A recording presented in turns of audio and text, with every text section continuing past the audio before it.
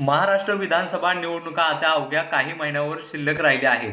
अशातच आता माढा लोकसभेनंतर आता माढा विधानसभेच्या रिंगणात आणखीन एक मोहिते पाटलाची एंट्री होणार आहे. माजी उपमुख्यमंत्री विजयसिंह मोहिते पाटील यांचे दुसरे पुतणे शिवतेसिंह मोहिते पाटील हे माढा विधानसभेच्या रिंगणात उतरण्याची तयारी करत आहेत. शिवतेसिंह मोहिते पाटील समर्थकांनी सोशल मीडिया हँडलवरून माढा विधानसभेच्या सर्वांगीण विकासासाठी शिवतेसिंह मोहिते पाटील अशा पोस्ट व्हायरल केल्या आहेत.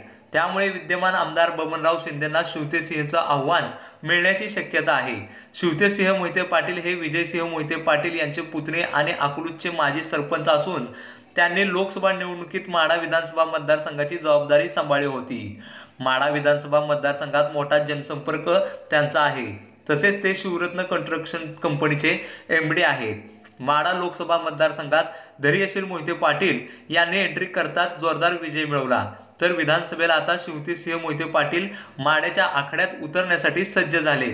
त्यामुळे विद्यमान आमदार बबनराव शिंदे यांच्यासमोर मोठे आव्हान निर्माण झाले. जर बबनराव यांच्याऐवजी त्यांचे सुपुत्र रणजितसिंह शिंदेंना उमेदवारी मिळाली तर दोन युवा नेत्यांमध्ये माढा विधानसभा सामना रंगण्याची शक्यता वर्तवली जात आहे.